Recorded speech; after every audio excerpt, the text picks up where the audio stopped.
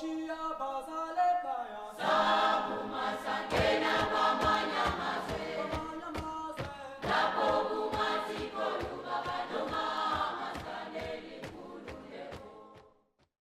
16 for us started quite early because it was in sometime November 1975 when we saw this headline on the Sunday Times. There it was, boom, Afrikaans to be introduced as a medium of instruction. And I thought it was very strange at the time, you know, given our own history as Afrikaners, where we fought against the English for precisely the same reason.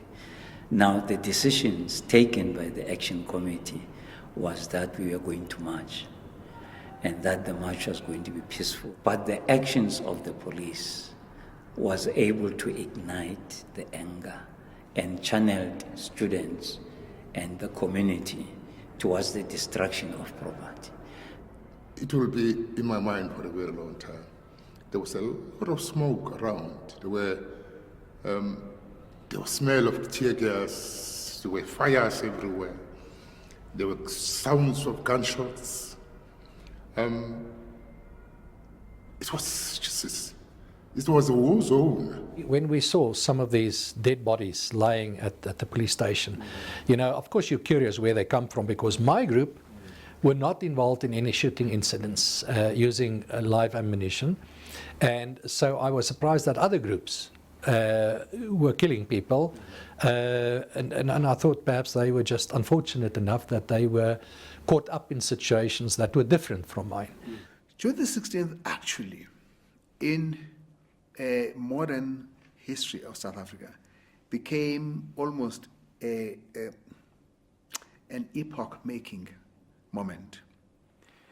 You can almost say there couldn't have been the present resolution in 1994 without June the 16th happening, because it is June the 16th that actually unleashed a new energy to the struggle, where young people then went back and swelled up the ranks of the liberation movement and gave it new energy in order to drive the momentum for liberation. I can remember very, very clearly the riots we had at a little town called Watervalboven.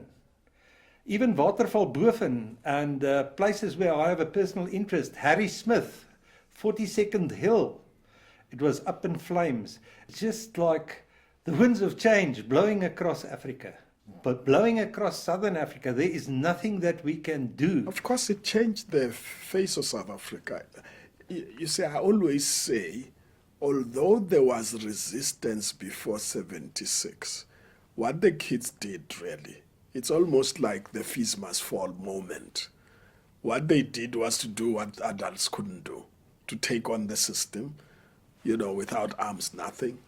Just go to the streets and say we are refusing Africans to be imposed on us, and then they rejected apartheid and they marched. The police killed them, which was a big mistake, and then it just spiraled throughout the country. We formed the Student Representative Council, the SSRC, which was, I think the first president was then Monzesi. Then we continued to then mobilize for free education, away with Bantu education, equal education, and built, networks with students around Soweto. Sort of became leaders of the students' movement at that point in time. I was working underground, helping the student out of the country. I worked with a student. I was then arrested at the border gate of Swaziland when it was my turn now to leave the country. We were taken to Amsterdam police in the border gate of Swaziland, and also Krugersdorp prison. I was tortured there. I couldn't walk, I couldn't speak. A week or two later, the interrogation started. Sure, I thought, okay, now this is serious. Interrogation started. We were asked about CSE. We were then asked about whether we worked for the ANC.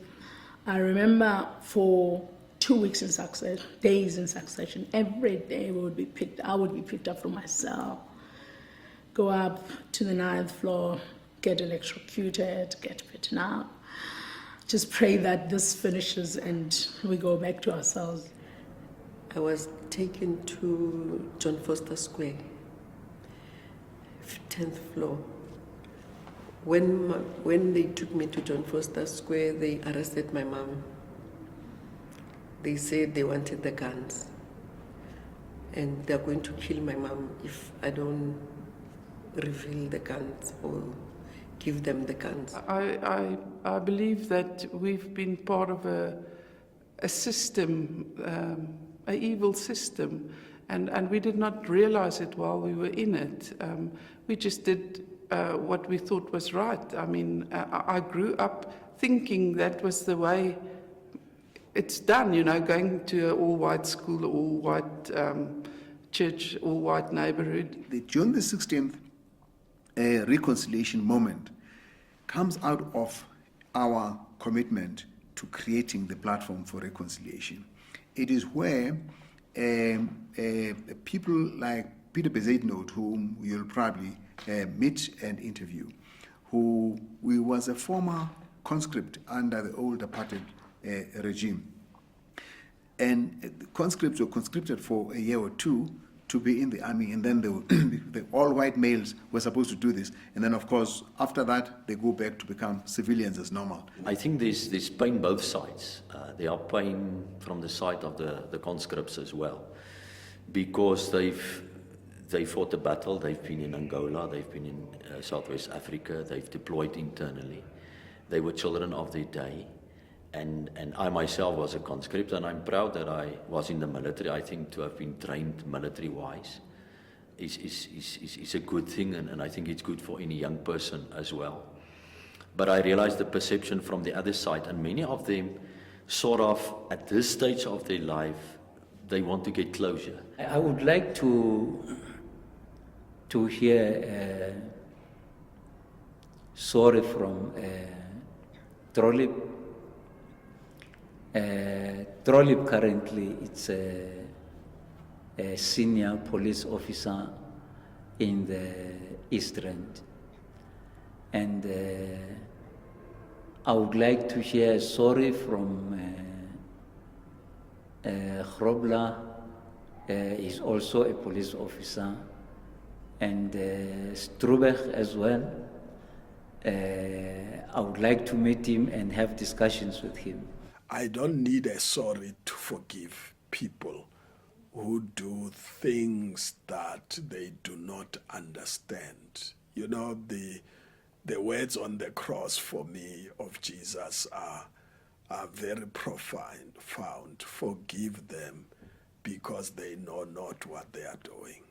And some of those Afrikaners, I mean, the deacon of my church who supervised my torture, he believed it. I mean, it's not like he was pretending. It's not like he was just evil. He believed it. He believed he was right.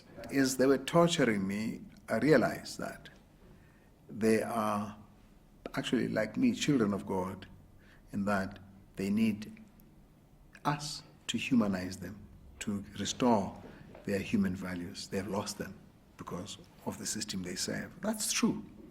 And what we're talking about here is, how do you get people to shred that inhuman value system that was given by a system that brought them up, in order to adopt a new value system that can actually build all of us together? That is a huge task. It's not something you do just one incident. I really think we maybe moved a bit too fast after the 94 elections, and we thought that we were healed and we had the Truth and Reconciliation Commission. But I think the normal South African, we did not stand still and reflect a little bit on the past and sat around tables from different tribes and colours and cultures and just got to know one another. And what the conscript generation, it's saying, is some of them are business people, by the way, some because they were conscripted and went back to society. Some of them have made money. Some of them have not made money, they remain soldiers. Some of them are highly skilled. And what they are saying is they are ready to come with their skills, capacity, and resources to participate in reconstructing this country. And I think what they need to hear is, it's okay, you are children of your time, you're welcome in the new South Africa, we honor you as soldiers, play a part in this current country. And I think if they can hear that message, it can maybe help them to transform their minds. All rivers begin with a trickle down the mountain. And it takes people with a sense of what is right to do the right thing, regardless of whether they have many others or not so many others doing the same thing. And as more and more begin to find the right thing to do, the fact is, there can only be one South Africa. And to the extent that we hold the view that all citizens of this country belong together, we will fall together, we will rise together. We have no choice.